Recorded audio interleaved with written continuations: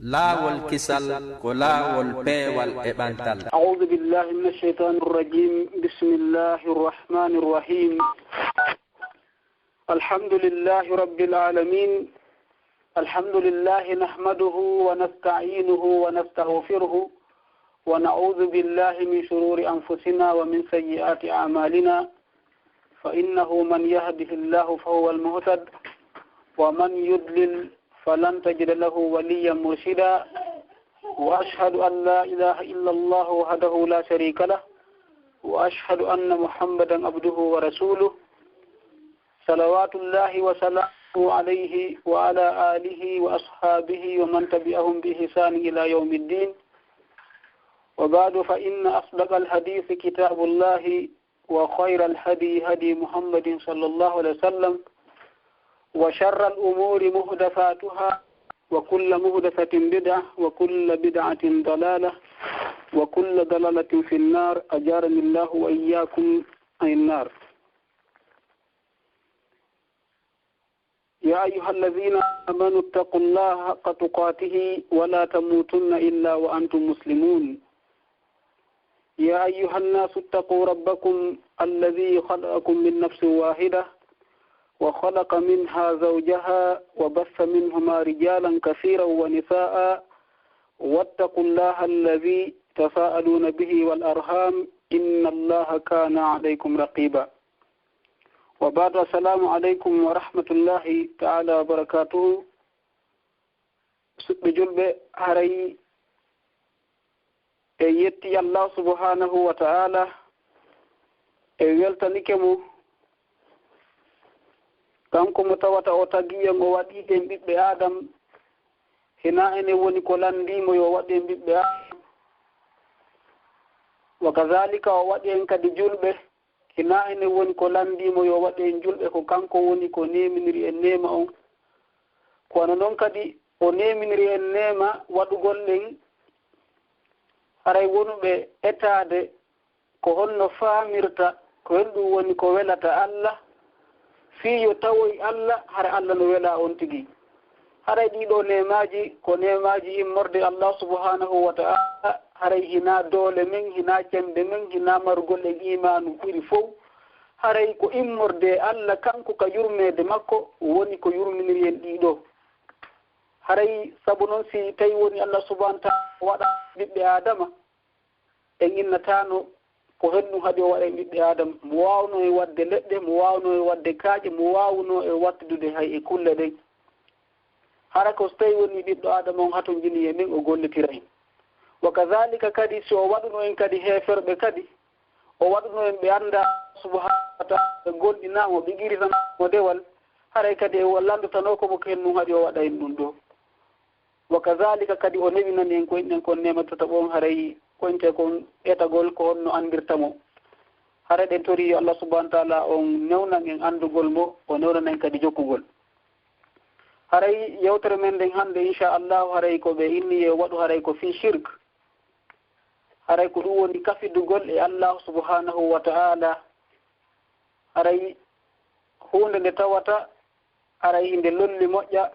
andede fi muɗum. haray ko inte kon shirk.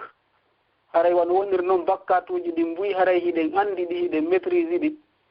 wa kadhalika shirku kadi haray hiɗe wowi nande ɗum ɗo, hiɗen andi fi ɗum ɗo, hiɗen andi ɗum ɗo ko soɓɓundu jandu e ka coɓɓuli dina meɗen ko neɗɗanke on duwa andude. haray noon ko inte kon shirku, haray goto kala mi majjaka e mum ko hunde nde tawata fi mum no mawni moƴƴa, ko ɗum waɗi haray ɗum wawata ko faama. haray ko inte kon haray e jonde wotere, haray ko e gurdam men ɗan ko en eto janggen ko innete kon fi shirk, fi e waw woɗɗitade ko inte kon shirk. e haray oɗo shirk no andirɗen noon, Allah subhanahu wa ta'ala o tagi en, o addi en ka leydi ɗo, tawi o tagirali ko innete kon ɓiɗɗo adama on si wona fi yo rewmo. si wona fi yo rewmo laɓɓinanamo ko inte kon ngal ɗo dewal. Allah daali wa ma umiru illa liyabudu llaha mukhlisina lahu ddin. haray ɓe yamiraka si wona yo ɓe rewu Allah, haray hiɓe laɓɓinanimo diina. haray ko ɗum woni ko Allah subhanahu wa ta'ala yamiri tagore nden fof ko inte koye yimɓe e jinna wa kadhalika e aya goo o inni wa ma khalaqtul jinna wal insa illa liya'budun haray mi tagirali yimɓe ɓen e jinna on si wona fiyo ɓe rewa haray karma koɓɓen hino inni ko inte kon on rewan liya'budun haray yoga e tafsiro ɓe inni mana ko liyuwahidun ko fiye ɓe wootindina ko fiye ɓe rewan min tu ko fiita ɓe kafidan ko ɗum waɗi haray sen ndaari kala ka Allah subhanahu wa ta'ala addi ɗon fi rewgol mo ɓe inni yewtere nde o addata nden ko hasro o watta o mooɓita e woni fof o holla waawetaake waɗaneede ko inte kon goɗɗo si wonaa kanko ko ɗum waɗi si Allah subhanahu wa ta'ala inni e suratul fatiha mo jangete ñande o longini en yen ƴettode e makko ahadi ɓay waɗo wonirno Allah subhanahu wa ta'ala o daali hadis kudusi en mo fof wanduɗen haray lolluɗo wonde ma si tawi woni on tigi wowli ɗum noon ko Allah subhanahu wa ta'ala jaaboto ko wa'adani abdi jiyaɗam on o fodilan sike en ƴetta woni fodaari ko woni wondi fodaari ko innugol iyyaka na'budu wa iyyaka nasta'in ko an tu woni ko min rewata ko an tu woni ko min wallinorta haray ko ɗum waɗi karmo koɓɓen no inni Allah mo wano inde na'budu iyyaka wa nasta'inu iyyaka kono o inni iyyaka na'budu o fuɗɗori iyyaka on fi hollugol ma'ana mum on ko hasir ko kanko tun ko an tu woni ko min rewata ka nasta'in kadi wa kadhalika inni wa iyyaka nasta'in ko an tun ka woni ko min wallinorta haray karmo koɓɓen no addi hikma goto ko Allah subhanahu wa ta'ala sortindiri isti'ana on e nder ibada bayi ɗen andi haray ko inte kon isti'ana wallinorgol Allah subhanahu wa ta'ala haray ko minal ibadat ko jeeya ɗum e dewe ɗen ko fiyen ɗum ɓay Allah subhanahu wa ta'ala inni iyyaka na'budu o watti kadi iyyaka nasta'in sabu isti'ana on kadi ko dewal kono o hertinani ngal jantagol ngal ka tentingol ngal li anna noon no jeeya e ka yimɓe ɓen ɓurata kafidiroyde Allah subhanahu wa ta'ala ko inte kon ka isti'ana ka wallinorgol piiji ɗi haray inchallah en ari ɗum ɗo yeeso fii ka nooneji ko inte kon shirku haray en andi banu adama o himo yiɗi wallinorgol piiji ɗin ko sabu ɗum ɗo waɗi ha banu adama o shirkani Allah subhanahu wa ta'ala ko yiɗugol wallinorgol piiji ɗin e piiji ɗin ɗi tawata hara ɗin piiji ɗi gaynata kon ko ɗi landa tawata ko Allah tu woni ko heerori ko ɗum waɗi haray ka raɓɓiɗingol yewtere fii ko inte kon ibada haray ko ɗum ɗo Allah subhanahu wa ta'ala woni ko tagiri en joni noon shirku on ko diddu ɗum ɗo ko ɗum waɗi so ɓe inni tawhid on ko didduhu ko a shirk sike tawhid on o wotininangol Allah dewal ngal haray diddu mum on ko oɗo shirku mo wonɗe yewtude fii mum haray noon en andi e daga ko Allah subhanahu wa ta'ala tagi leyndin fo e kammu mum o tagi en enen fo haray ko fii oɗo ibada ko fii yo foppu rewmo kanko fii yo foppu ɗoftomo kanko joni noon shirku on haray ko ɗum woni beddu ko inte kon haray oɗo tawhid sike ko ƴettugol goɗɗum kasida e Allah itta ko inte kon ma'ana tawhid o ko ɗum waɗi haray no woodi innuɓe ko inte kon shirku ɓe inni shirku haqiqa mum on ɓe inni an yatadarra al insan bi ibadatin min al ibadat ila gayri llahi ta'ala salatan aw nadran aw istighasan bihi fi shiddatin aw makruhin فيما لا يقدر عليه إلا الله ونحو ذلك ويخرج من الملة هري بيني وشركهم عندنا تعريف جبوين واري هري ميوترا فاصل جبوي كو انتي كون شرك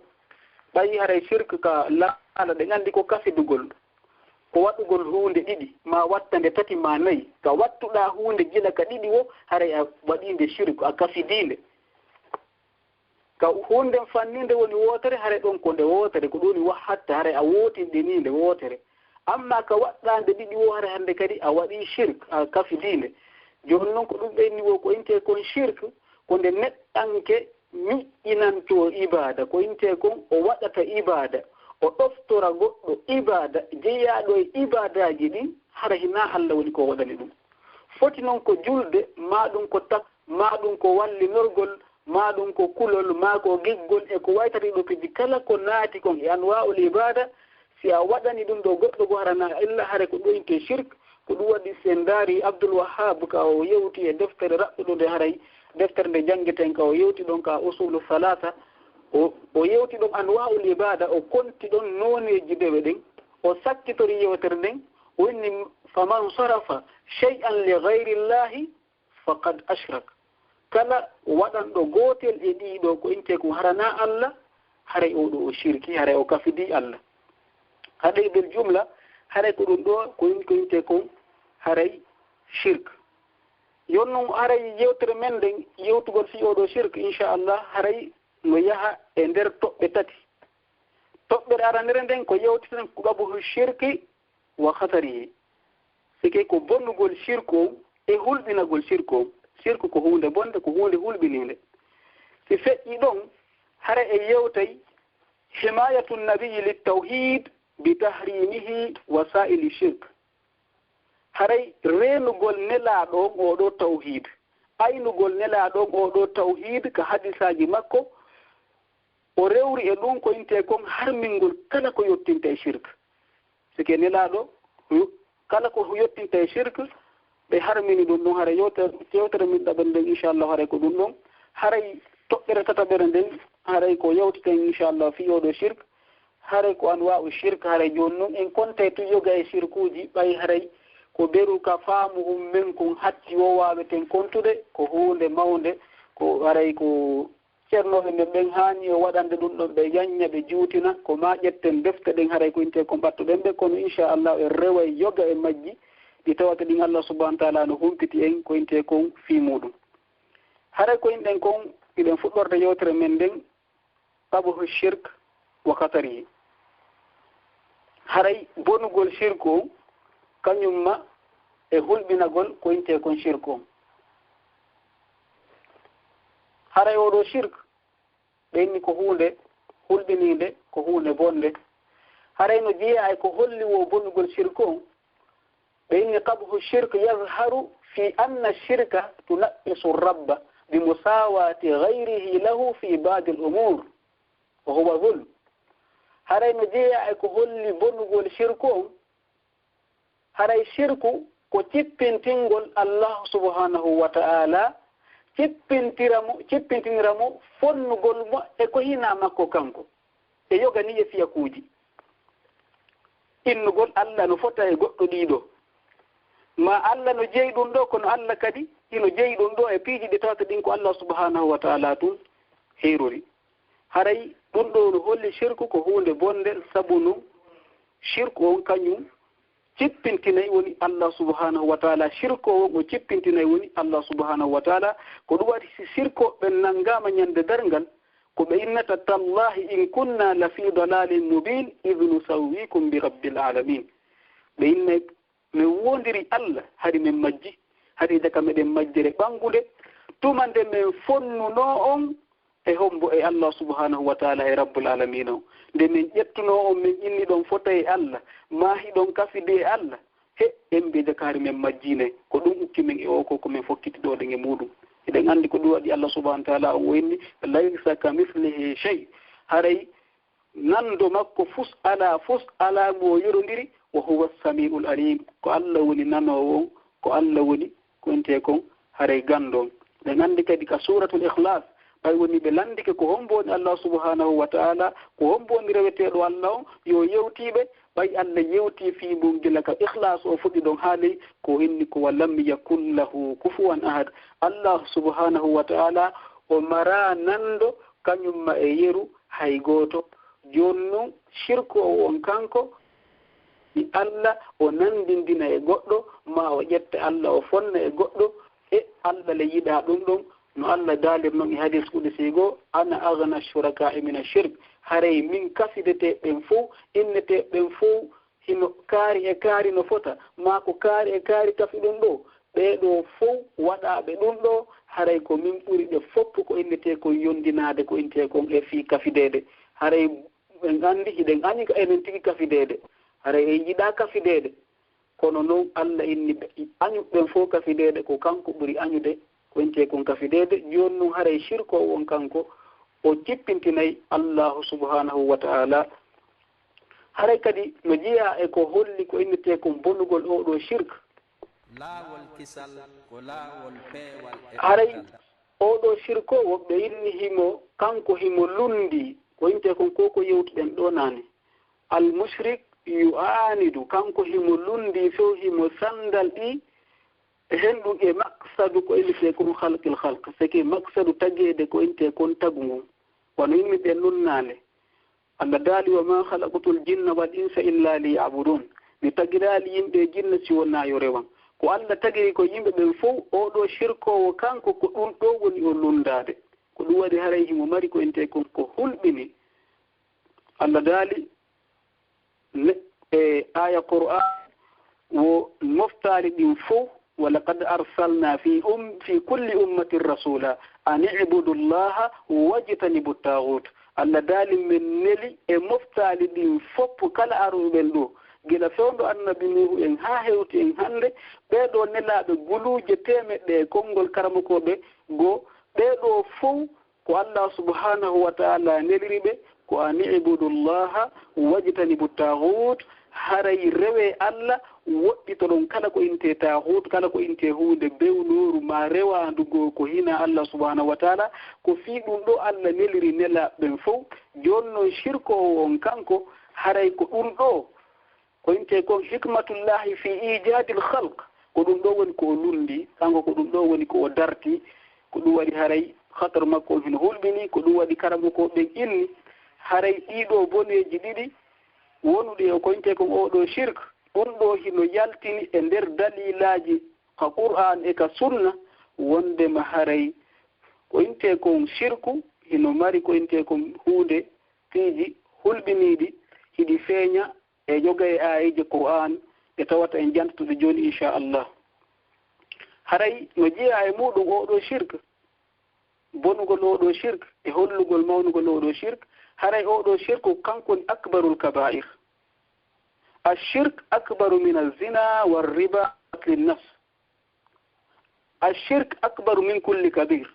سكي شركهم كوكانكو أكبر الكبائر كوكانكو أوري مونود إكالا بكاتو جمو نفو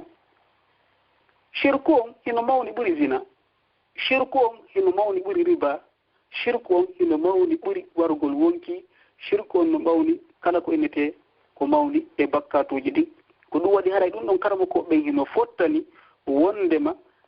wono no andiren noon hay Abdoul Wahhab no ardini ɗum noon ka deftere makko wo ko inte kon inna a'azama ma amara Allahu bih at-tawhid wa a'azama ma naha anhu ash-shirku billah ko ɓuri kon mawnude ko Allah subhanahu wa ta'ala yamiri kon ka horleɗɗo ko wotinɗinalngol Allah rewa mo kanko tun ɗaɓɓinanamo ko ɓuri mawnude kadi e ko Allah subhanahu wa ta'ala haɗi kon fof kadi ko oɗo shirk haray oɗo shirk ko kanko woni akbarul kaba'ir ko ɗum waɗi si nelaɗo sallallahu alaihi wasallam no yewti e hadis e ittaɗo Nufay ibn Haris oɗo o wi ñande go nelaɗo sallallahu alaihi wasallam no wonino ɓe joɗodi e nelaɗo maki ala unabbiukum bi akbaril kaba'ir ɓe maki ɗum ɗo laabi tati ala unabbiukum bi akbaril kaba'ir ala unabbiukum bi akbaril kaba'ir on accata mi yewta on ko ɓuri mawnude e mawnuɗin fof on accata mi yeeto on ko ɓuri mawnude e mawnuɗin fof ɓe maaki ɗum ɗo laabi tati no fayi inni ulna bala ya rasulallah min inni bala yewta min yo nelaɗo ko hen ɗum ɓuri mawnude e piiji ɗin fof e bakkatuji ɗin fof nelaɗo maaki al ishraku billah ko kafidugol Allah ko ɗum ɗum woni akbarul kaba'ir ɓenni kadi wo uququl walidain e ƴaggalngol yumma e ɓen fili ɗon hadiso wonni wo nelaɗo sallam hari ɓe jooɗi ɓe immi hawti ɓe inni ala wa shahadatu zur e seeritagol kadi fenande har e oɗo hadis no holli wonde makko inte comme on shirku ko ɗum ɗo ɓuri mawde e bakkatuji ɗin fof haray kadi oɗo shirku kadi Allah subhanahu wa ta'ala no wattimo déjà ko zulm kanko tigo inni inna shirka la zulmun azim haray shirku on ko hunde mawde ko tooñe mawde hiɗe gandi kadi hunde kala innande tooñe hay si tawi woni shirku on ko watta kon tun ka tooñi ɗum tun mawninimo kono o innimo kadi azim ɓay o zulmu ko seede o zulmu no mawni eɗen anndi karmo ko ɗum ɓe yewta hen ɗum toujours e tippude hadis goto ɓe innayi wo ko Allah subhanahu wa ta'ala atti taw harminande hoore mum so harminani goɗɗo ko inte kom azulm hadis kudusi Allah subhanahu wa ta'ala wadali ya ibadi inni haramtu zulma ala nafsi wa ja'altu bainakum muharrama mi harmini toñe de ngam mi wadi hakkude mon kadi ko de hammude jonnon Allah inni shirku on ko toñe e yer kan na toñe wo toñe haray kadi ko toñe mawde ko dum wadi haray odo shirku haray no yonimo ko inte kon haray hulbinagol haray ko inte kon ko tay kon kanko himo buri mawnde e bakkatuji din fof haray odo shirku kadi deja hay kanko togoso makko ɓaye yiwa yeeso ko anwa o shirku haray karama ko ɓe nenni shirkuji ɗin ko ɗi ɗiɗi ko shirkun akbar e shirkun ashar seki ko shirku togoso kañum ma shirku mawɗo kono shirku togoso on sen ndaari oɗo tigi taw hino hulɓini hay kabairji ɗin ko ɗum holli e shirku mawɗo on kadi hino hulɓini sabu noon hay tosoko on hino ɓuri kabairji ɗin shirku si kala hunde innande shirk haray nde ɓuri zina nde ɓuri warugol wonki ko ɗum waɗi siɗen anndi hadis kudusi goto imo waɗi ko arba'una nawawi ka lillaɗo maki sallah sallam Allah subhanahu wa ta'ala ɗen anndi mo yewti ɗon hadis o inni wosi tawi woni jiyaɗo makko on ardika makko bakkatu hebbinay ɗum leydi kam tawa o shirkanaali Allah few Allah subhanahu wa ta'ala daali wo min kadi mi moɓiranama ɗum no fof mi waɗa yaafuye hara shirku ala e nder bakkatuji makko ɗin koɗi mawni o shirku tusukun so hay gotum si ala toon haray Allah yaafoto on tigi bakkatuji makko ɗi ko ɗum waɗa sinanaɗo maki makko goor kadi sallah sallam ɓen man mata yushriku billahi shay'an dakhala an-nar wa man mata la yushriku billahi shay'an dakhala al-janna kala neɗɗo maayiɗo mo shirkani Allah mo kafidi Allah e goɗɗum haray oɗo o naatay ko inte ko yiite kala neɗɗo kadi maayiɗo taw o shirkanari Allah o kafidari Allah e fus ko bakkatuji makko ɗi hulɓini yo ko ɗi mawni yo ko ɗi mawni nelaɗo maki dakhala aljanna o naati aljanna hare sen ndaari ka shirkul ashar hare shirku togoso sabu noon no jeeya shirku togoso on ɗe anndere e ngari e ɗum ɗo yeeso hare oɗo niya anniye o laɓɓingol anniye o sen ndaari oɗo ko shirku innaɗo shirku togoso o gollirgol yiingo kono eɗen anndi no hari e hadis ka nelaɗo maki sa sallam o attete ɓen naadede yiite tato ko inte kon ka attete ɓen naadede yiite ko yimɓe tato ɓe sikkuɗen enen hino ɓuri moƴƴude kono hara ko ɗum waɗi hara ɗe waɗi shirkul ashar on ɗe waɗi shirku togoso on ɗum ko arriya yiinagol hara ɗen anndi hadis o no lolli ɓe inni ko neɗɗo tawata hari ko jowma jawdijo himo sakko fi sabilillah e neɗɗo waɗɗo ko inte kon haɓuɗo jihaadi fi sabilillah ha o ma yemum e neɗɗanke mo tawata ko ganndo hari ko woni golle makko o ko jannugol e waajagol ɗeɗo tatu mum ka raɓɓindingol yewtere ɗen anndi gooto kala Allah subhanahu wa ta'ala landoto ɗum o inna an jooma jawdi mi hokkene jawdi kennu waɗuɗaa ndi o fuɗɗo mantude hoore makko haray ko minen darnuno juulirɗe kaari ko minen fine sayno mine miskinaaɓe kaari ko minen udditiduɓe kaari minen kaɗantanowo min jonnay buy Allah daala ko waɗinoɗa ɗum ko fiya inne ka okkowo ka jawwaadi ka manto kamma ko fiya mante haray ko ɗum ɗo wonuma woni joddima ndin a mantanoma ka aduna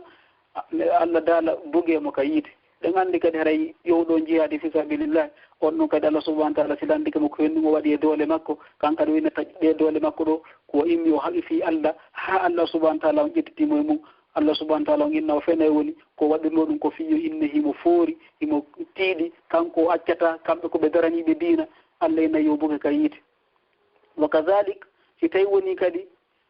Allah subhanahu wa ta'ala adda kadi jowma gandal ngo lando ko ɗum goltirɗa gandal ngal kanko ɗo inna ko minen jannayno ɗo ko minen waajotono ɗo mo kada o sifo kanka ɗo sifo ko waɗayno Allah daala ko innenoɗa ɗum ko fiyo yimɓe wacce ɓeynaɗa janngi ɓeynaɗa waawi ɓeynaɗa faami fiino wonira baynal ulama hakkunde karamokoɓe an kadi fiima towa fiima tedda haray ɗum ɗo waɗanoma ka aduna fiima teddino toon ɓantanoma toon ɓenna bugeemo ka yiite ɗum ɗo noon ko shirku innaɗo o shirku laskar on ni togoso on ni ko ɗum ɗo woni fama baalo ko noon fiyake on a shirku akbar shirku mawɗo o ko ɗum waɗi ƴetten kadi hadi sugoto tun figa gollirgol yingo hollugol shirku on ko hunde nde tawata ko bakkatu mawɗo ɓay ko tosoko makko on taw ko mawɗo ko ɗum innen sahiru akbaru min kulli kabir ko hay shirku togoso no mawni ɓuri bakkatuji ɗin fof nelaɗo maki sallah sallam e hadis no Abu Hurayra itaɗo Abu Hurayra o inni man ta'allama ilman mimma yubtaga bihi wajhullahi azza wa jalla la yata'allamuhu illa li yusiba aradan min ad-dunya lam yajid urfa al-janna yawm al-qiyamah rawahu Abu Dawud bi isnadin sahih nelaɗo maki sallah sallam kala janguɗo gandal ngal gandal ngal tawata ko fi Allah le ngal hanuno jangirede ɓay pellete kala handu kala jango ko hani jangirde ko fi Allah ko fiyo majjere iwu e makko o itta majjere e yimɓe e fiyo rew Allah subhanahu wa ta'ala o mo e hoore gandal hara ko fi Allah ko ɗaɓɓito wo ko joddi akhirayankore ndin o kala no waɗɗo ɗum ɗo tawi ko fi tun yaajede hum aduna ko fi teddungal aduna ko fi ma ɗum no dépense heɓora e sifa ɗiɗo piiji haray oɗo o heɓata ko inte kon uurengol aljanna on ñande darngal haray kadi no jeeya ko inte kon hulɓinagol oɗo shirk ko inte kon shirk inna a shirk la yughfaru o yaafetake shirk on o yaafetake Allah subhanahu wa ta'ala yaafotako shirk ɗum ɗon kadi no holli shirk on hino hulɓini Allah subhanahu wa ta'ala o daali inna allaha la yaghfiru an yushraka bih wa yaghfiru ma duna dhalika liman yasha haray Allah o yaafantako neɗɗanke on nde kafidata mo e goɗɗo goo kono noon himo yaafo ko hina ɗum ɗon wonande on mo faala ɗum kadi ko wonande on mo faala ko ɗum waɗi sen haddi kawɗum liman yasha haɗa ɗum ɗo no holla en kadi fi en jangi shirku on no hulɓini ma ɗum o en inninani hadis ka Allah subhanahu wa ta'ala daali wondema o yaafoto on tigi kono kosimo faala si tawi woni kada shirkari mo kosimo faala o yaafoma ɗiya bakkatuji ko ɗum waɗi hare julɗo on kanko hita o waɗu golle makko ɗe waɗugol bakkatu deppitagol e bakkatu foti ko shirku foti hina shirku kono noon haray shirku on no ɓuri hurɓinade ɓay ko ɗum wonɗe yewde fimu haray o inni wo kanko Allah o yaafota ko few shirk ɓe andi kadi Abdoul Wahab mo yewti toujours waray ɗiɗo piiji tati ɗi julɗo duwa ɗi gandude haray no jeeya e majji si tawi woni a naati ka l'islam ɗa duwa andude wondema o Allah ɓay o tagima o arsakima waɗino piiji ɗi fof o accitiralma ni o neli e ma nelaɗo sa ɗoftike mo a naati aljanna sa heddimo a naata yiide julɗo fof no duwa andude ɗum si o ɗoftike Allah e nelaɗo makko o naata e aljanna so yeddimo o naata yiide ɗiɗaɓum ɗum wo julɗon kan no duwa andude haray wonde inna allaha la yarda an yushraka bih Allah yarlaki few o jaɓata nde o kafidete hay e gooto la malakum muqarrabun wala nabiyyun mursal hina malaikajo o ɓannidirte o jaɓa hina annabajo la siyamma noon kadi tentini noon so tawi woni kadi hina annabajo déjà hara ko goɗɗo gotum o ɓattidira hara sabu noon ko woni kadi ko ɗon ti kadi weltata eɓen londiɓe Allah subhanahu wa ta'ala kono en andite ka piiji tati ko juɗɗo duwa ko andude ko wondema Allah yarlota ko shirku mo jaɓata o yiɗa ɗum ɗon few se ndaari kaɗe mari ɗum ɗon mise Allah subhanahu wa ta'ala no waɗani ɗum ka Qur'an se ndaari annabi Ibrahim o eɓɓuno insinanagol ɓen makko tawi ko shirku o siɗen andi Allah subhanahu wa ta'ala o kambannomo ko ɗum waɗi si Allah subhanahu wa ta'ala o inni wo yen nandintino e annabi Ibrahim lan kad kana lakum fi Ibrahim wallazina ma'ahu ko addi ɗon ay wonde ninge ɓeɗo ko inte kon uswatun hasana ñempinigal moƴƴal kono e nder aya on tigi o inni illa qawla Ibrahima li abihi la astaghfiranna lak si wona ko annabi Ibrahima wi'uno ko wondema o insinanto ko inte kon hombo ben makko ɓay tumbe makko shirko Allah jaɓayo insinanamo sabu ɗon insinanagol mo nafata ko kanko o yaafotako ko inte kon shirk wa kadhalika ɗen andi kadi Nuhu alayhi salatu wassalam oɗo kadi ɓay woni ɓiɗɗo makko woni yoolike Allah daalino wa haala baynahu al-mawj fa kana min al-mughraqin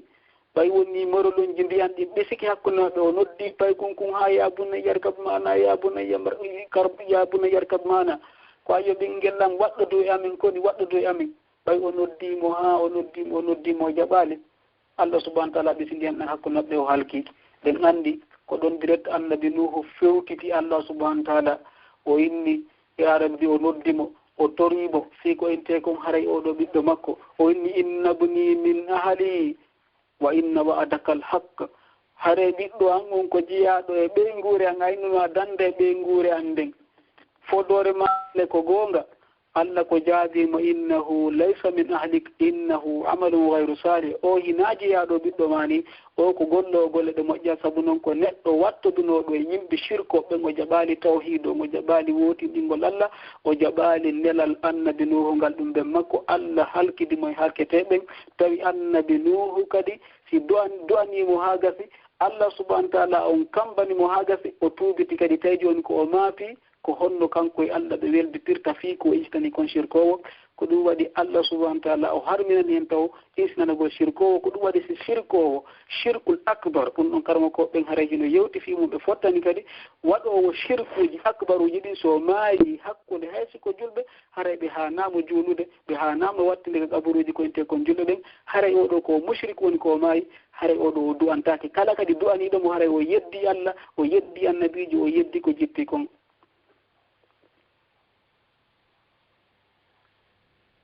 haray no jeeya kadi ko holli wondema haray shirku on kadi no hulɓini ɓe inni fa inna shirka yuhbitu l amala haray oɗo shirque bonne golle neɗɗanke ɗen haray neɗɗanke so tawi woni o woni shirkowo haray golle makko ɗen ɗe boni Allah daali haray e aya Qur'an wa laqad uhiya ilayka wa ila alladhina min qablik la in ashrakta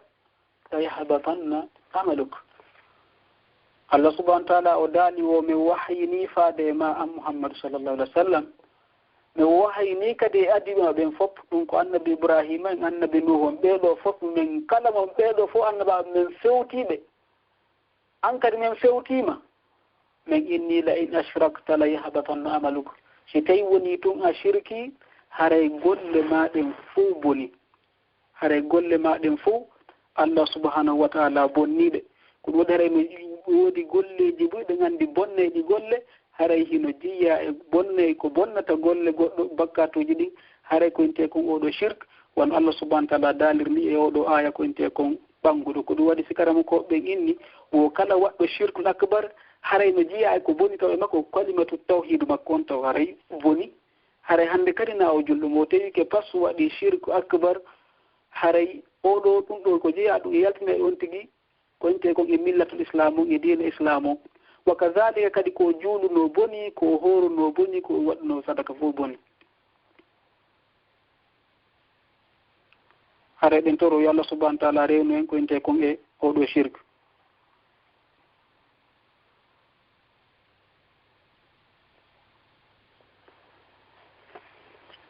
wala haray no jeeya kadi e ko hulɓe holli hulɓinagol ko inte kon oɗo shirk haray neɗɗo ko inte kon shirkowo on haray oɗo komo halladum finnar wayni sahibu shirk mo halladum finnar neɗɗo waɗɗo oɗo shirk akbar haray oɗo kadi ko luttowo ko inte kon ka yiite won Allah subhanahu wa ta'ala galiruno haray ko khalidina fiha abada haray ko luttoɓe ton ko inte kon pooma haray ɓe yaltata ko inte kon haray ka nder yiite ton en tori Allah subhanahu wa ta'ala dandu en tawede maɓɓe haray ɗum ɗo ko toɓɓeraranire nden ni inchallah haray toɓɓiriɗaɓere nden haray ko himayatun nabi sallallahu alaihi wasallam littawhid bi tahrimi wasaili shirk wa turuki haray ko renugol nelaɗo sallallahu alaihi wasallam tawhid o sabu harmingol ko inte kon oɗo yettinay ɗi piji shirku ɗin ko ɗo haray nelaɗo sallallahu alaihi wasallam duuɓi ko yahata nogaye tati ɓe noddude oɗo tawhid joni noon ɓe andi ko yeɓata oɗo tawhid bonna oɗo tawhid e ɗeɗo mofte maɓɓe haray ko inte kon ko oɗo shirk ko ɗum waɗi nelaɗo sallallahu alaihi wasallam kala ko inte kon wasailu shirk kala ko yottinta e shirk nelaɗo ɓe haɗno ɗum ko inte kon siɓe maayi sen daari no jeeya ko nelaɗo haɗi sallallahu alaihi wasallam fiita e yotto e shirk ɓe inni faqad naha rasulullahi sallallahu alaihi wasallam anil ghuluwi fi ta'zimi al makhluq nelaɗo sallallahu alaihi wasallam ɓe haɗi ko innete kon fantingol ngol ka mawningol tagore nden sike ƴettugol sabu noon ɗiɗo enen ɓe mbarno yettugol hay hande wasailu shirk tigi sike ko ɗum watta ha goɗɗo shirka kono se waɗiri noon dambuɗe ɗen ɗe ɗuuɗay joni noon ɗo ka nelaɗo woni ɗon haɗude ɗe ɗo dambuɗe yettineɗe shirk ɗum ɗo no holluɗen ko dambuɗe shirku ɗen ni ko ɗum ɓeyni no jeeya e dambugal aranal ko inte kon yettinaygal e shirk al ghuluwu fi ta'zimi al makhluq fantingol ka mawningol tagore nden ka mawningol ko inte ko moko ba ɓen ceernoɓen sen daari wano hay shirku adi ɗo karmo ko ɓen no inni en ko ɓe fuɗɗori ko al ghuluwu fi salihin ko fantingol ngol e yimɓe moƴƴuɓɓen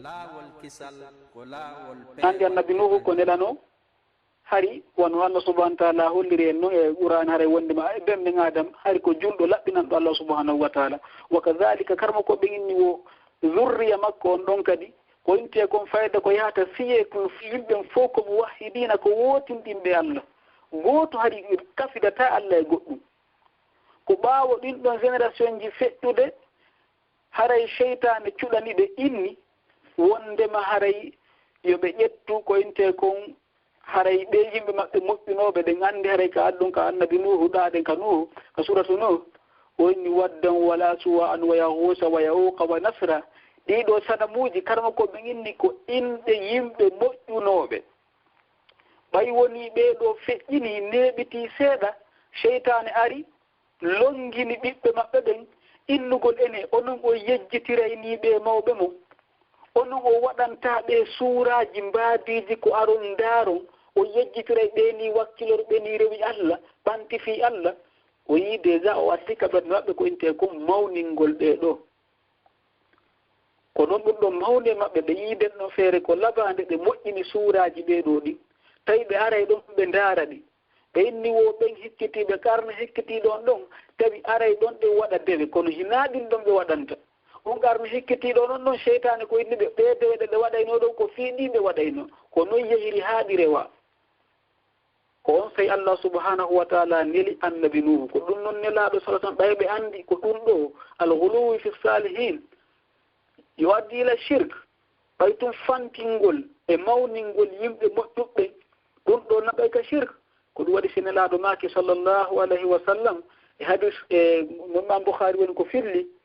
o inni la tutruni kama atrati nasara isa bnu maryam innama an abdum faqulu abdullahi wa rasul haray hita on mawninan hita on fantin fi an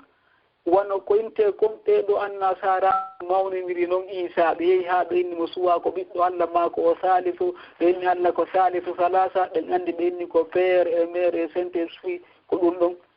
so taw mawniniran no ɓeɗo mawniri noon isa wo min innelan komi abdoullahi fa innama ana abdum min komi jiyaɗo fa qulu abdoullahi wa rasul haray inne komi jiyaɗo Allah komi nelaɗo Allah subhanahu wa ta'ala ko ɗum waɗi kadi se yiɓe addi hadis ka ummu salama ko iwno ko inte kon habash wari o fillitani nelaɗo sa sama ko yi ton immorde e photoji yimɓe ko inte kon statiji suuraji yimɓe wari o filtani ɗum nelaɗo ko no jaari on ɓenni ulaika ida mata fihim rajulu salih aw abdu salih banu ala qabrihi masjidan wa sawwaru fihi tilka suwar ulaika shiraru lhalqi inda Allah hara e oɗo hadis ka ummu salama ko inte kon fillani ɗum ɗo ko toujours oɗo kada ko imam boukhari imam muslim woni ko fillimo ɓay o filani ke nelaɗo ko yi kon habash ko ɓe waɗata kon ka kaburuji ko ɓe mari kon suuraji yimɓe moƴƴunoɓe nelaɗo maaki ɓen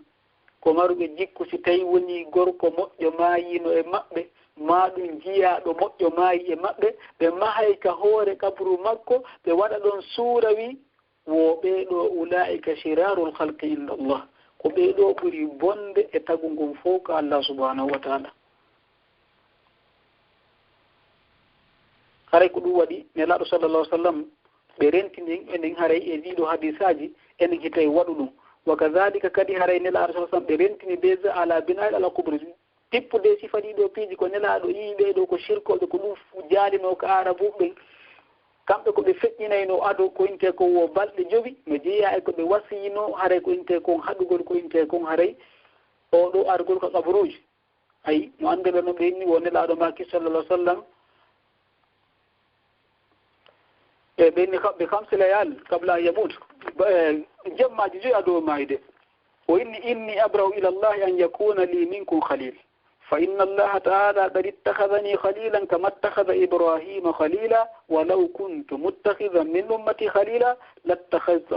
aba bakrin khalila ala wa inna man kana qablakum kanu yattakhiduna qubura anbiya'ihim wa salihihim masajid ala fala tattakhidhu alqubura masajid inni anhaakum an dhalik oyi nelaɗo maki ɗo sallallahu sallam e oɗo hadis mo tawata ko imam muslim won ko fillimo o inni wo min ɗo mi pottiti dandini faade Allah nde mi ƴettata jaati e mon onon sike mi hertinana goto minna ko jaati an tummi misal minna ko aboubacry tu woni jaati am ma ko oumar tu woni jaati am ma nin ko bilal tuma ko abou hurayra tum nelaɗo kamɓe koɓe yiɓen enen mofte ɗen fof inaɓe suɓa goto koɓe suɓa fof ko ɗum waɗi o inni wo miɗo pottiti Allah ɗum ɗon sike mi waɗata ɗum wo Allah noon kadi hare jogitikelan jaati won o jogitornoon annabi ibrahima kadi jaati o inni wosi tayno min kadi miɗo serlanayn wala mi jogi to jaatigi e mofti an ɗen hara ko gooto lattakhadtu Ababakri khalila. Allahu akbar. Wo mi ƴetten Aboubacry ko inte kon jaati o inni hey kono wo laatinoke ɓe wonnoɓe adiɓe on hiɓe jogitotono ka kaburuji ambiya annaba maɓɓen e moƴƴe maɓɓe masajid ɓe waɗa ɗon juulirɗe. O inni hey kono wotta on jogito ko inte kon kaburuji ɗin juulirɗe min mi haadi onɓe ɗum noon ko ɗum waɗara enen jelloɗen hara ɗum ɗo ko min wasayli shirk ko jaaɗumi ko yettini ka shirk ko ɗum waɗi enen juuloɓen no harmani en nde ƴetteten fure wattiten ka juulirde ko won tigi mawni o no hulɓini ha déjà sirkoɓeɓen kadi ari ko yimɓe tedduɓen goye waɗayno ɗum sen daari enen kadi hannde ɗum hino jaali andi en nandintinike maɓɓe ɓay kamɓe kadi ari naade bandiji ɗin ɓe ƴettata ɓe wattina ka juulirde ko yimɓe moƴƴuɓɓen ko ɗum waɗi fewɗo sa inni ɗum wattake ɓe inne imamu kaari ceerno kaarijo men wattinamo e juulirde inno ɗum ko bone kere moƴƴuɓɓen kan ari ko bandiji ɗin ɓe arano a sirkoɓeɓen adi ɗo keɗa sikkuɗa ari ko bandiji ɗin ɓe ƴettano ɓe wattina ka juulirde la ko yimɓe moƴƴuɓɓen ɓe araynoɓe wattina ka juulirde hara ene kadi maaki kadi sira sama toujours ka sembingol fi ɗum ɗon ɓe inni la tajalu buyutakum qubura wala tajalu qabri ida wa sallu alayya fa inna salatakum tablughuni haythu kuntum neɗaɗo maaki hito waɗu cuuɗi moɗɗi gaburuji e jewdata gaburu ko ton fonti dewal alaka gaburu ton naton juulete ka ɓe karma ko ɓen ko ɗum woni mana hadis seki on noon kadi cuuɗi moɗɗi juulireɗi par ce que ko anda juulirtake ka diine ko gaburu tun ko ɗon woni juuletake o inni taw waɗ noon gaburu an on iidi misal jogitagol meɗen mari yohugol ɗo tenerre be kanelaaɗo ma talatare be ma kamisare be ma jumare be mi yaha min juuroyo nelaaɗo ha déjà go ɗo hina nelaaɗo woni waɗande ɗum no woodi yohoɓe juuragol kabaruji hara ɓe jogii ɗum feetowi hara ko defugol ñi'e hoɗo ngon fof fotta ɓenna ɓe yowde ɓe hiwroyo ɓe yowde ɓe juuroyo kabaru kaari nelaaɗo ma ke gaburu an mum taw jogo iidi e mum taw feeto waɗu waɗanmo feeto ko minna taw o leydi o waɗude feeto ardodiron aron kan suwa wango ɗon ɗo ɓayde mum fof no hardi wangagol e gaburu tara golton du'a golton juulu golton o leydi on arde waɗon ɗum koyni wa sallu alayya fa inna salatakum tablughuni haythu kuntum hare juule tun e an ɗin hare julde mon nde hewtelan kala ka won ɗum hewta ha yehen ha madina tun si wawen ko inte kon juulugol e nelaɗo ka julɗe maɓɓe o haray hewteɓe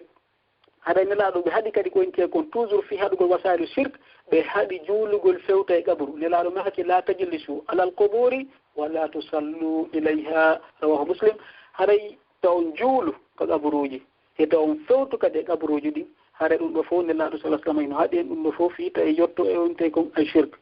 haɗa kadi sen daari kadi nelaɗo sallah sallam ɓe haɗuno ñande goo haray woni sahabajo ñande goo tawi o marno takke ɗe duwa ko inte kon hirsude o landiɓe ene mi wawi yahude e o nokkel kaari ɗo mi hirsoyane nelaɗo landi ene hal kana fihi wasanum min awsanil jahiliya yubad ene est ce que no ɗon ɗen ko inte kon sanamure jeeya ɗum e sanamuji jahiliya kadi reweteno haɗa hay si iwi est ce que hari arano yimɓe garan ɗo rewa sanamu e on nokku ɗon قالوا لا قال فهل كان فيه عيد من أعياده قالوا لا فقال رسول الله أوفي بنذرك nela on say nela Allah ndimo ene har est ce que ɓe waɗay ɗon iidiji maɓɓe de est ce que ɓe feeteede ɗon kayɗa ɗon a hirsay ɓe inni ko sahabaɓe ginndi o e nelaɗo maki inni ha waɗi takke maɗen on faami e jakka si tawi wonino ɓe inni ɗon hara kaka sirkoɓe wowuno hirsande sanamuji maɓɓe ɗin maka ɓe wowno arde ɓe waɗa ɗe feetoje maɓɓe ɗe ɓe waɗata ɓe shirkana Allah subhanahu wa taala nde wona Allah no mari ɓiɗɗo ma mari kafidiɗo ma ɗum ɗo e ɗum ɗo ɗen anndi ko ɓe wonta ko e muɗum si tawi woni ɓe waɗan ɗum ɗon ɗon nelaɗo maki ta yehu waɗa ɗum ɗon an anta yehu rewa ɗon Allah ta yehu waɗa ngal dewal takke ɗon ko inte kon ka Allah hare ma ko ko inte takke haray ko innugol si tawi woni Allah waɗan yilam ɗum ɗo haray ɗum ɗo fawikela wona horugol ma hirsugol ma hajjoygol haray ko ɓuur moƴƴude noon julɗo kam tigi tigi haɗa ɗen anndi hadisaji no wari fi muɗum ara ko ɓuur moƴƴude julɗo yo waɗan tun Allah ko moƴƴi hay so fodari Allah subhanahu wa taala Allah subhanahu wa taala on no waɗanimo piiji ɓuyo hari na takke o waɗi ha ɗin ɗo waɗi ko ɗottinaɗo maki innama yustahaju min albahil sike ko inte kon takke ko yaltinante ko ƴettugol haray ko e hoore ko fi wudduɓɓen ko wudduɓɓen tu warata no haray ko ɗum waɗi nelaɗo kadi salah sallam sen daari himo haɗi kadi qaddaha annabi sa sallam ani salati inda turu'i shamsi wa inda hurubiha haray nelaɗo ɗen anndi ɓe haɗi en ko inte kon haray juulugol haray ɓe haɗen koynte kon juulugol sanga nangen fuɗata kañumma e sanga nange ngen mutata koyen ɗum noon ɗum ɗo fof ɓenni ko siyanatan lis salati wa lil musallina muslimin an yushbihu l kuffar fi sujudin fi ta sirko ta enen julɓeɓen ta en nanditino e shirkoɓen ndaren tum nelaɗo fewn ko maaki ɓenni oɗo hadis ka o yewti amru bun abasa o yi wo salli salata subh thumma aksir ani salati hatta tatlu shamsa حتى ترتفع فإنها تتلو حين تتلو بين قرني شيطان وحينئذ يسجد لها الكفار إلى أن قال حتى تصلي الأسرى ثم أكثر الصلاة حتى تغرب الشمس فإنها تغرب بين قرني شيطان وحينئذ يسجد لها الكفار رواه مسلم. أرى يقول هذا كان الله صلى الله عليه وسلم قد ينتم أنه جولغول سيتاي وني فانا سيتاي وني على سرا جولا مها فطر maɗum o si woni subaka ko inte kon juulama ha ko inte kon haray nangentowa nela maki wo ko fewndo on saayi ɗon wo sirko ɓen sujjanta nangen mana singe mutude ɓe sujjanayge singe fuɗude ɓe sujjanayge sinon hita en nandintino e maɓɓe wawa si enen kadi ko nange wonɗen sujjande ko ɗum waɗi si nelaɗo maki sallllahu alih wa sallam fiita en nandintinno ko inte kon e ɓeɗo shirkoɓe wo enen hita en sujjan ko inte kon haray ngeɗo en sujjan Allah subhanahu wa ta'ala haray e on sa'i ɗon haray ko ɗum wayi ɗum ɗo fof ɗiɗo hadisaji inchallah haray ɗiɗo ko holluɗi wonde man hino haɗi en ko inte kon hay piiji ɗi tawata ɗen ɗi waɗay ha puusa en e shirku on haray hiɗen arde ko inte kon haray e toɓɓere meɗen ko inte kon tataɓere nden ko ɗum woni haray koko inneten anwa'u shirk haray noneji ko inte kon shirku haray noneji ko inte kon oɗo shirk haray no ande ɗen ɗon karmo ko ɓen hino senditanin ko inte kon shirkuji ɗin ɓe inni ko ɗi ɗiɗi ko noneji ɗiɗi haray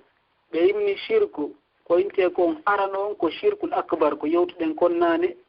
shirku ɗeɗo ɓon ko shirkul ashkar haray shirku togoso joni noon haray oɗo shirku ko inte kon akbar haray karamo ko ɓen no senditi tun oɗo shirku kan oɗo tun ɓe senditimo e pecce tati ɓe senditirmo aksamu tawhid ko ɗum ɓe inni wo haray noneji ko inte kon shirkul akbar o ko shirkum fi rububiyya wa shirkum fi uluhiyya wa shirkum fi asma'i wa sifat haray shirkangol Allah ka rububiyya ka tawhidu rububiyya shirkangol Allah ka tawhidul uluhiyya e shirkangol Allah ka tawhidu al asma'i wa sifat haray no andi noon tawhido no fecci ɗen ɗo pecce tati haray wotininangol Allah ko Allah tun jeyi ko Allah tun woni ko toppiti ko innete kon haray fiya kuji ɗin ka hoore leydi ɗo no jeeya kadi e geɓe tawhid ɗen wotinnangol Allah dewal ngal sike kala ko innete dewal hara waɗana ɗum ɗon goɗɗo si wona Allah subhanahu wa ta'ala ko Allah tun woni ko waɗante ɗum no geɓal tataɓangal ko wotininangol Allah ka inɗe makko e ka sifaji makko Allah subhanahu wa ta'ala no mari inɗe e sifaji goto wawataɗi ƴettude kala kadi mo ƴettuɗa jonɗa ɗum haare a shirkani Allah subhanahu wa ta'ala joni noon koye nder ɗeɗo geɓe tati ɗi fendi ko inte kon haare shirkuji ɗin haray ko shirku noon ɓe inni anwa'u shirku noon fi rububiyya ko en ɓe inni annawul awal ko shirku ta'til ɓe inni wa huwa akbaru annahu shirk ka shirki fir'aun id qala wa ma rabbul alamin haray no jeeya e shirku wonɗo ka shirku rububiyya sabu noon sen inni rububiyya haray ɓayi ko hunde nde annduɗen ko ɗin ala mutade e muɗum haray ka rububiyya ko hiɗen duwa gonɗinde wonde ko Allah tun jeyi leydi e kammu e kala ko woni kon leydi e kammu tagore nden ɗo fopp kala ko hina Allah ko tagore e kadi konko hina Allah ɗon fof ko woni tagore fof ko kanko jeyi kanko woni rabbul alamin kanko jeyi ɗum fof wa huwa yudabbiru sha'nahu kanko woni kadi toppitade fiyake ɗum ɗon fof ko ɗum woni tawhidu rububiyya joni noon si tawi woni a inni Allah tun hino kafidi e goɗɗo goo jeyigol ka hoore leydi ɗo hara shirki kala ko innuɗa ɗogo no jeyi si a kafidi e Allah ka toppitagol fiifiya kuuji ɗin ɗi tawata ɗin pelleti hina e junngo men o waɗɗi koye junngo makko tun ɗi woni haray a shirki ka jumla ko ɗum ɗo woni shirkangol Allah ka rububiyya ɓen ɗum no jeeya e ɗin ɗon haray shirku ta'til wono shirku fir'auna e mum e kifa wowde ɓe ono ɓen ɗum seke ko ɓolɗingol ngol innugol kodi konti Allah ala ɓe gonɗina ɓen taw Allah few kamɓe ɓe ƴetta Allah no woodi ɗum ɗo ko jeeya ɗum e looni shirque sabu noon ɓe ƴettigo ko Allah jeeyi ko ɓenni o jeeya ko ɗum waɗi si kanko puusi ma o inni wa ma rabbul alamin ko ɗum o landino Moussa ɓayanna Moussa inna rasula rabbik minen komin nelaɓe joomima o inni wama rabbul alamin kombo jeeyi windere nde kombo jeeyi tagorde min mi annda ɗon andi déjà ko ɗum waynuno to o inni ana rabbukumul ala komi woni jeeyɗon to ɗo ko ɗiɗo woni ɗum ɗo ko shirku jeeyaɗo ko ɓenni ko oɗo ko jeeyaɗo ɓurɗo bonde e shirkuji ɗin hella ka shirkuji koyinte kon rububiyya hare no jeeya koyinte kon shirku koyinte kon haray ka rububiyya haray shirku koyinte kon ɓe inni ta'atilil masnu'i an sanihi wa khaliqihi wano koyinte kon ɓolɗingol Allah koyinte kon kanko tagguɗo e ko tagi kon e taggoreji makko ɗi wano shirku koyinte kon ɓeɗo innoɓe bi qadamil alam wa abadiyati woɓɓe goo no inni o taggore ɗo nde windere ɗo kañum tigi tigi on ɗum ala ka fuɗɗi ala ka hatti ala toppitiɗo fi ɗum ɗo few oyi wo lam yakun ma'duman asla wo aduna wonaali hari o ala konti ko Allah waɗi mo ɗum wo ko sama kala noon ɓenni bal lam yazal wala yazal ɓe si o wonuno pooma o wonay kadi pooma ɗum ɗo ko sirkuji yimɓe ko inte ko yedduɓe Allah few ɓe tawata ɓe gonɗina Allah subhanahu wa ta'ala hare no jiya kadi e shirku ko inte ko rububiyya haray ko wano innugo ɓe shirku man asnada ni'mata ila ghayrillah ko inte kon dambugol ko inte kon neɓon har hina e Allah Allah dali wala in adaqnahu rahmatan minna min ba'di darra massatu la yaqulanna hadha li wa ma azunnu sa'ata qayna Allah dali so meɗni ko inte kon nema woɓe inna ɗum ɗo ko immorde an ko min jeeyi ɗum ɗo min mi sikka kadara ngadaroto se ndaari kadi misal gotal no ari haray ɗi gandi fewde nelaɗo sallallahu alaihi wa sallam haray ko ɗum waɗi so tawi woni ɓay ndiyam fusuno jemma ñande goo nelaɗo ɓay weeti ɓe inni wo e weeti hannde wo woɓɓe goo no gonɗini Allah woɓɓe goo yeddi Allah ɓe inni wo ko hen ɓoni gonɗinɓe Allah ko ɓe innuɓe tigi tigi on minen min heeɓi ndiyan e nema Allah subhanahu wa taala amma ɓeynuɓe ko hoodere kaarire woni ko waɗanimen ma ko hoodere kaarire woni ko waɗanimen aɗa tawi woɓɓe goo no woodi ƴettunoɓe ko suwa ko nangen ma ko kooɗe ɗo woni ko inte kon toppiti addugol ko inte kon nemaji ɗin ɗum ɗo haray ko jeeya ɗum e shirku mo tawata ko seego ka rububiyya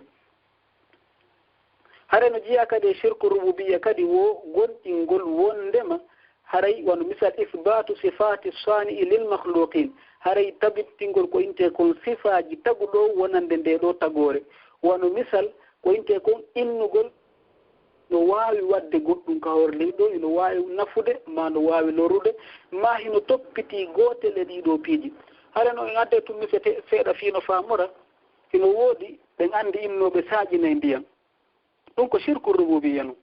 siki e jeyo e jakkiɗa kafide e Allah laamagol ndiyam ɗan toppitagol fii ndiyam ɗan hino woodi innooɓe kala e ndiyam eɗen woodi innooɓe immina e ñaaki hino woodi innooɓe tigi tigi on kamɓe ɓe nawninayi ma ɓe sellinayi ɗum ɗo fof ɓe inni ko shirku jeeyaɗo ka shirku rububiyya sabu noon a ƴetti toppitande Allah ko toppitani kanko tun a jonni goɗɗo ndaare ko annabajo inni kon wa ida maritto ko annabi ibrahima inni kon fa wa yashfin simi nawni min ko Allah subhanahu wa ta'ala woni ko sellin kamme joni noon so tawi woni a inni goɗɗo no woodi ɗo toppitiɗo fi nawningol yimɓe ɓen ma fi sellingol yimɓe a fiɓi ɗum ka ɓetama no wowi widdi wawɗo wadde ɗum ɗum haray na e dunga e Allah subhanahu wa ta'ala wono woɓɓe innita noon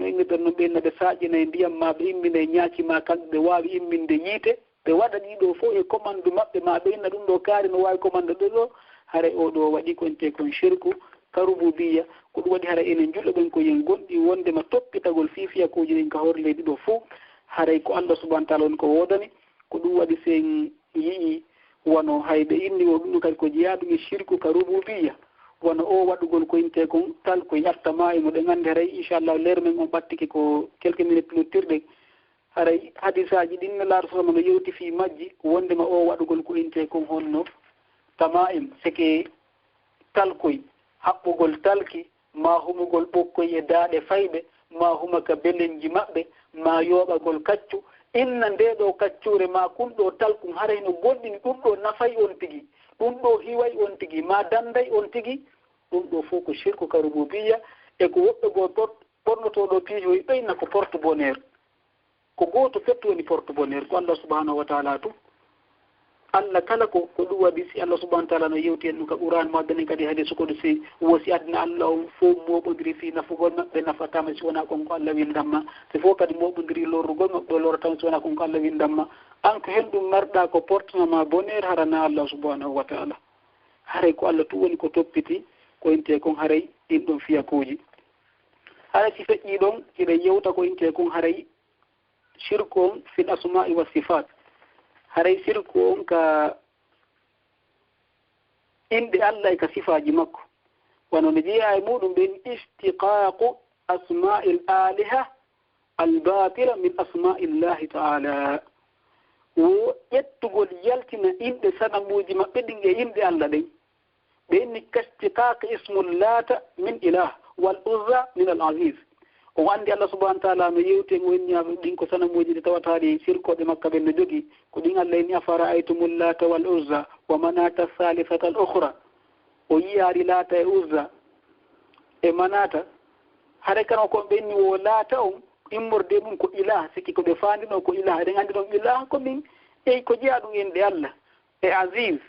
ɓen ɗo kadi ko jeeya ɗum inde Allah subhanahu wa ta'ala joni noon ɓe innide ko ɓe faandindoɗa ko ɓen anndi uzza mana ko al aziz ko teddundu ɗum ko mawndu ndu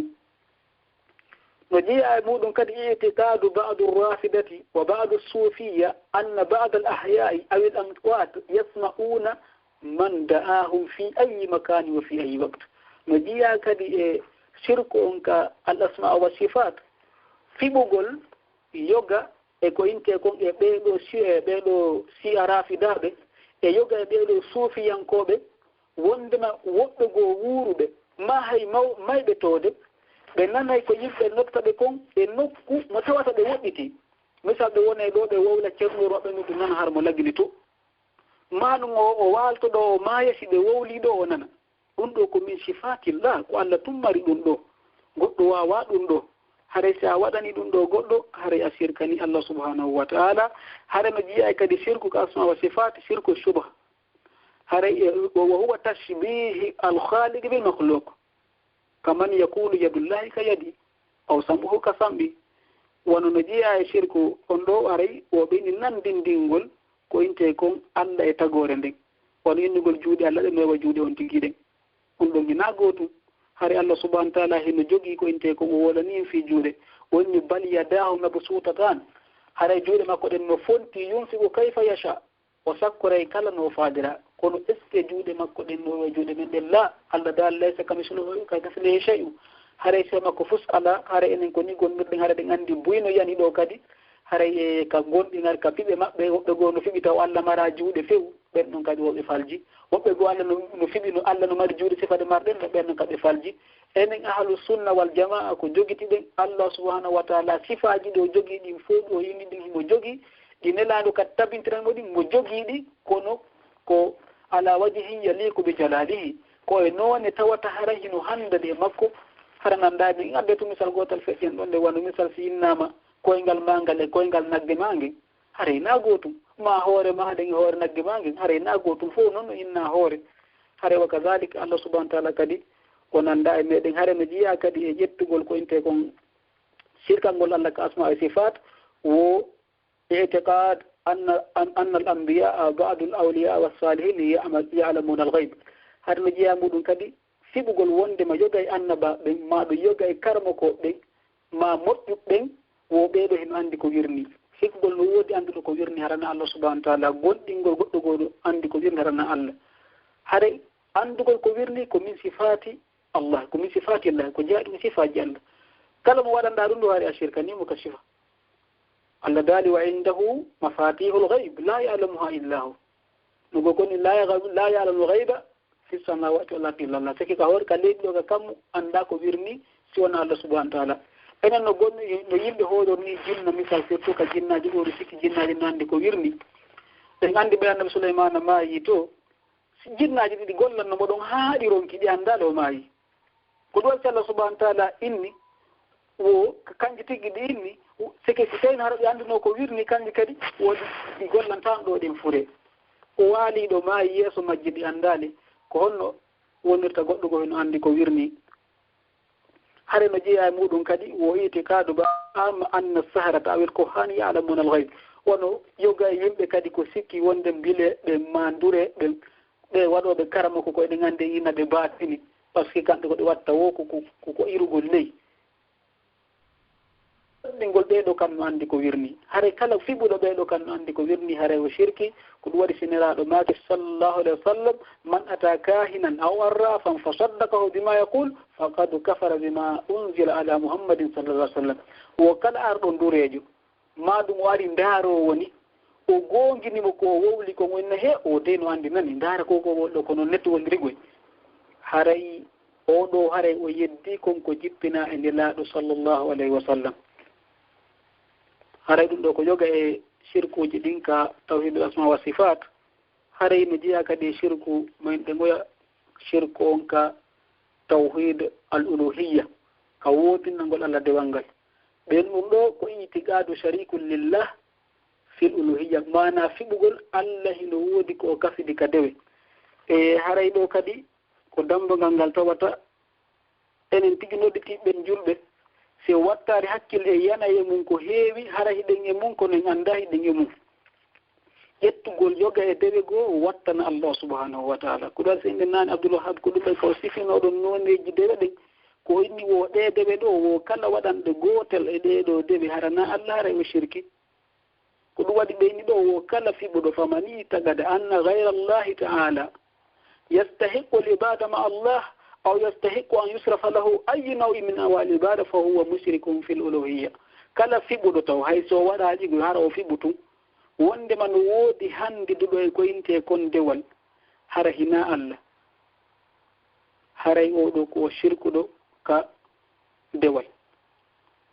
هاراي وني وادو كانغو رينتين وان مثال نقول عبد الرسول عبد الحسين وانا شيا بين تاني عبد الحسين ما نبنو بيراني يا حسين كو اي كتين نون بيجي e ko ɓe waɗata piije ɓenna ko Hussein ɓe waɗanima ko Ali ɗum ɗon fof ko piiji ɗi tawata haray ko jeddugol Allah subhanahu wa taala haray ko ɗum wonno jeeya e noneji ko inte kon shirkangol Allah subhanahu wa taala ka ibada ɓe inni ashirku fi du'a wal mas'ala haray shirkugol ngol ka du'a kañum ay ka landagol haray ɗo noon piiji buyi hino naati ɗo seke toragol Allah ma landomo ko ɗum waɗi ɓe no landi ɗo ko ɗum ɗo no naatori ɗo deɓe buyi taw wono ɓeyni al isti'ana wallinorgol al isti'aza molorgol al istighatha faabinorgol al istijara ko inte kon kawtinorgol ma wallinorgol ɗum ɗo fof hino naati ko inte kon ka shirku fi du'a ka toragol sike kala ko tawata wawata wadde ɗum ɗon si wona Allah kala mo landiɗa ma kala hunde nde landiɗa yo nde waɗani ɗum ɗon haray a shirkani Allah subhanahu wa ta'ala wono innuɗe noon nane si a inni goɗɗo ɗo yo selline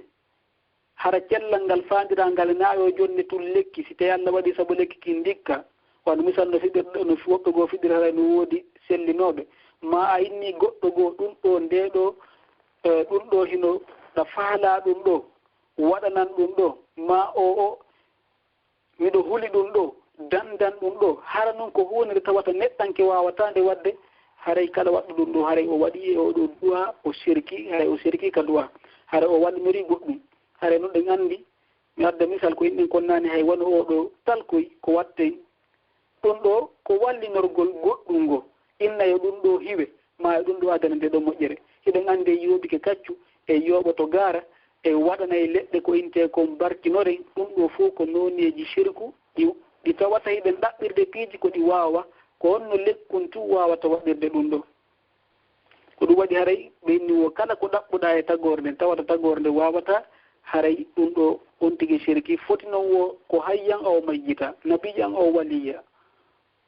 malikan aw jinniya foti noon ko wuruɗo ma ko mayiɗo foti ko annabajo foti ko waliyujo foti ko lanɗo foti ko jinnaru ɗum foti ko malaikajo kam foti ko jinnaru e ma ko inte kon haray ko woori ɓeɗo kadi hara no jeeya kadi e sirkuji ɗin ko inte kon haray ka ibada toujours ka o ɓenni alkhawf kulol ngol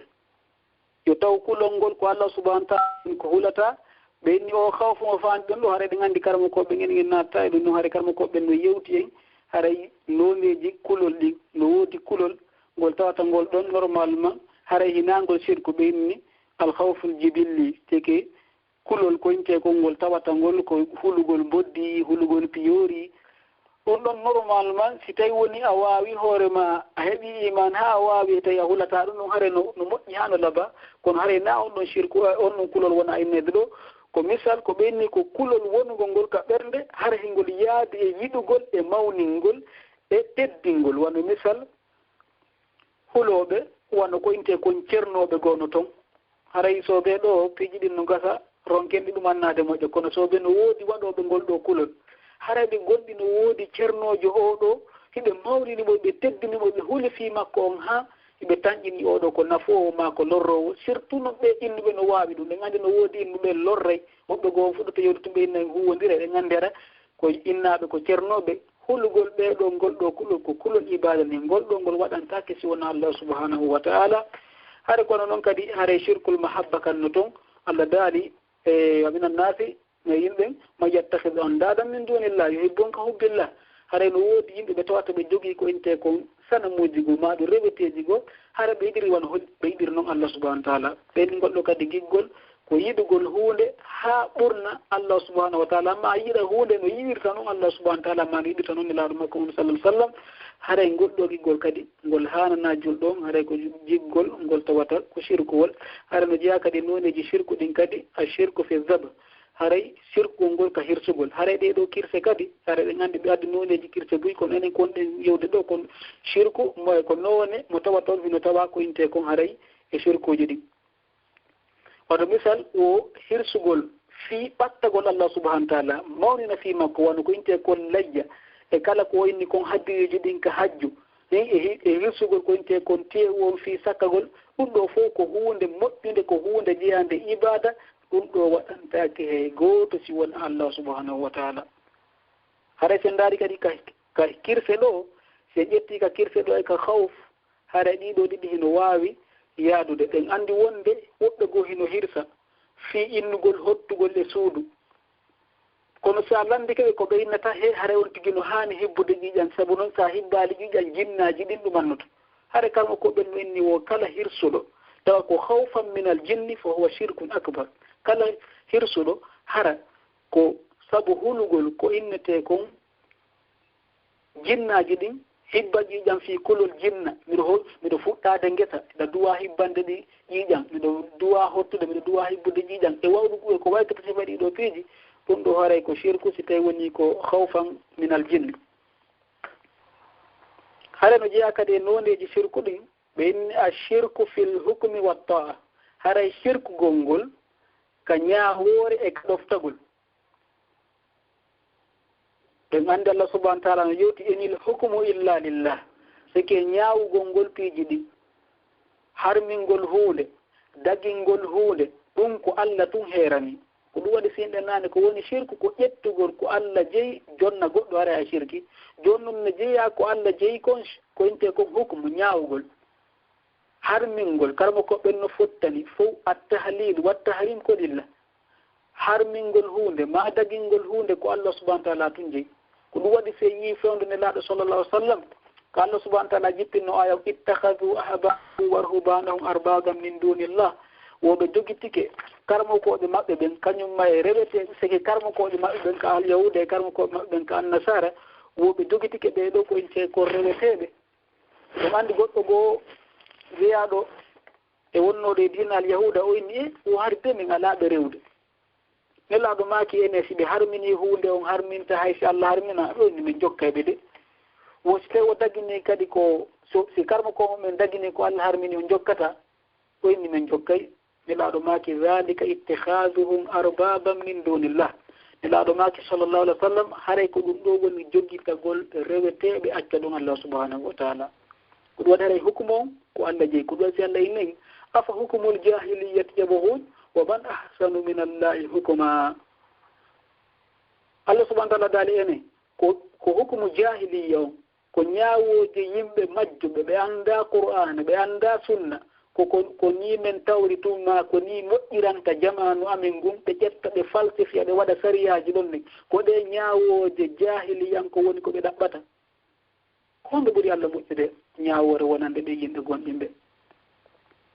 haray ko Allah ɓuri moƴƴande ñaawore haray ɗen adda aya gooto ko Allah subahana taala daali fii hollugol tum waɗay ñaaworne hi ko kanko jeynde ko ma ñaawinde ɗum tum Allah daali fala wa rabbik mi wondiri joomma la yuminuna hatta yuhakkimuka fima sajara baynahum won wondiri joomma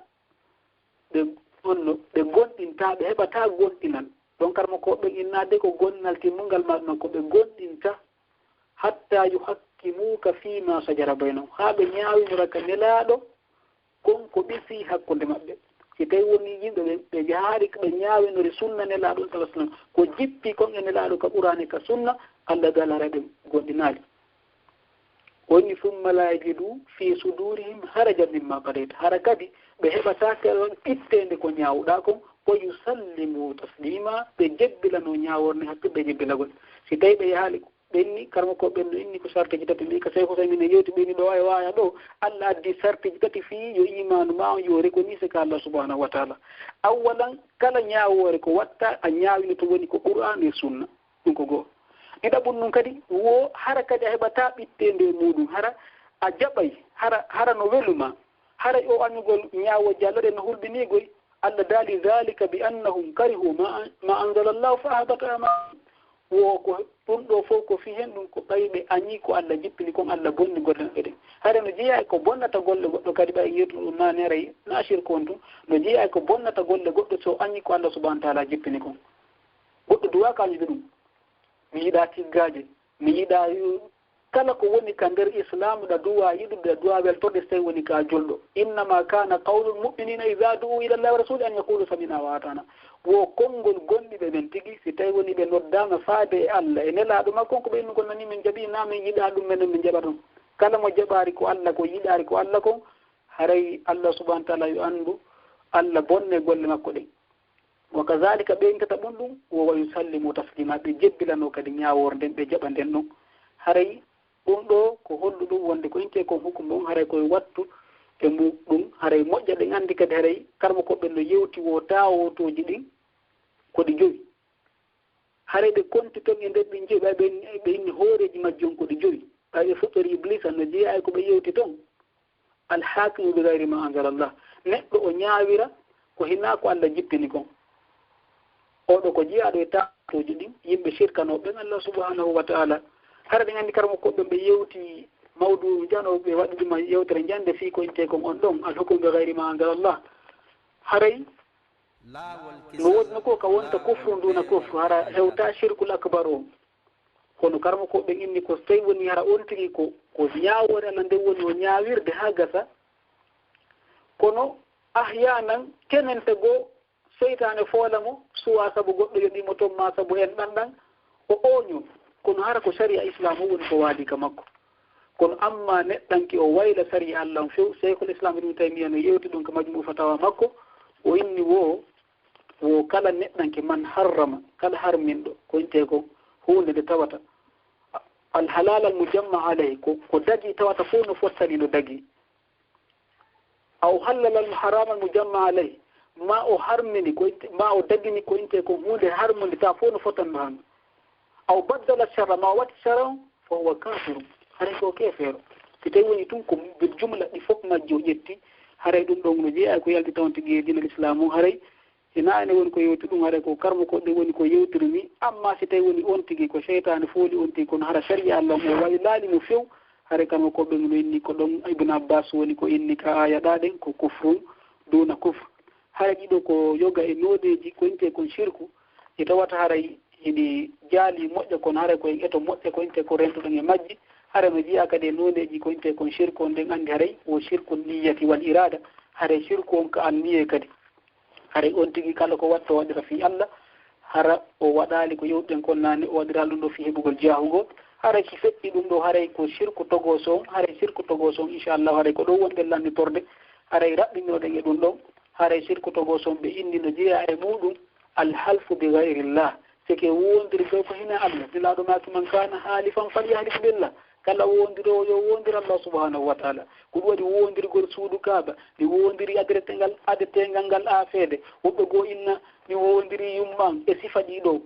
ɗum ɗo fof hino harmi sabu noon wo ko mawningol ha hewta Allah subhanahu wa ta'ala haray ko Allah tun woni ko wondirte ɗum ɗo ko jeeyaɗum e sirkuji koñte kon togosi ɗin haray kal no jeeya e sirkuji togosi ɗin ɓe ni koñte kon arriya ɗe ganduɗa ɓe landana fi sirkul asgar o ɓenni o konde neɗɗo juulata o hara o moƴƴina julde makko ɗen sabu ko yimɓe ɓen suttima kon ɗum ɗo ko sirkul asgar kono hayka sirku yiingo ɗo karmo ko ɓen no inni wo si tawi yiingo ngon gi ɗuuɗi ngu wawi wontude sirkul akbar sabu noon Allah subhanahu wa ta'ala no yewti ɗum hay finafiɗiɓe ɓe tawata ɗon ɓen ɗum ko harijina anil milla ko yaltuɓe ka dina o inni iza qamu ila salati qamu kusala yura'una annasa wala yadhkuruna allaha illa qalila wo